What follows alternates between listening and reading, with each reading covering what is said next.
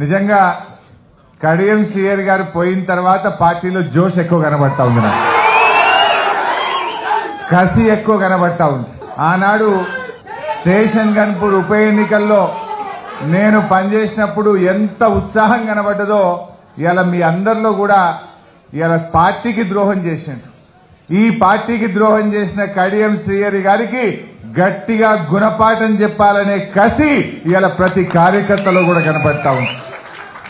ఎందుకంటే ఆయన గారు టికెట్ తీసుకొని మా అందరితో సమావేశాలు పెట్టించి మరి చివరి క్షణంలో ఇలా పార్టీ మారడం అంటే దాన్ని ఏమంటారు? ద్రోహమా కాదా? ఇలాంటి ద్రోహం చేసిన వాళ్లకు గుణపాఠం చెప్పాలనా వద్దా?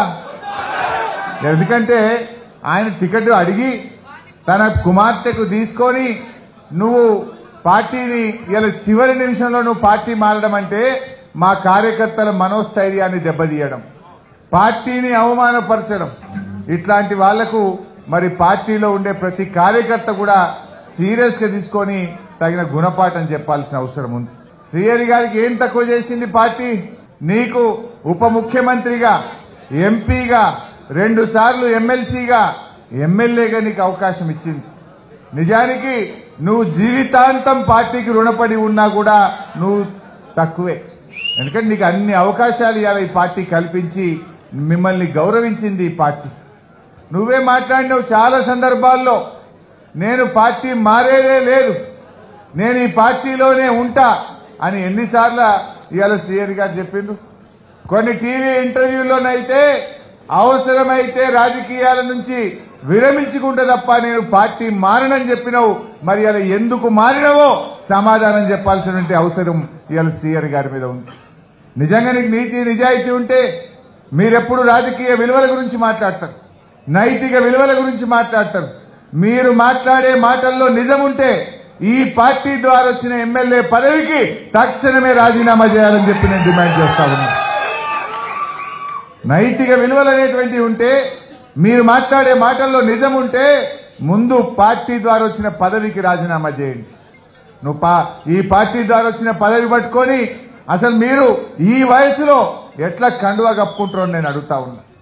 మీ అందరికి బాగానే తెలుసు, అసెంబ్లీలో మాట్లాడిండు, బయట మాట్లాడిండు శ్రీహరి గారు. మన తెలంగాణ భవన్ లో పార్లమెంటరీ పార్టీ మీటింగ్ లో కూడా మీరు అందరు విన్నారు. ఏమన్నాడు? రేవంత్ రెడ్డి గారు సెక్రటరియట్ లో లంకె బిందెలు లేవంటుండు. లంకె బిందెలు సెక్రటరియట్లు ఉంటాయా, యాడుంటాయా అన్నాడు. లంకె బిందెలు ఎవరు ఎత్తుకుతారు అన్నాడు. అర్ధరాత్రి పూట దొంగలు లంకె బిందెలు ఎత్తుకుతారు, రేవంత్ రెడ్డికి అలవాటు ఉన్నట్టున్నది అని మాట్లాడిండా లేదా శ్రీహరి గారు? మరి ఇలా ఎవరితో కండువా కప్పించుకున్నాడు? ఎవరితో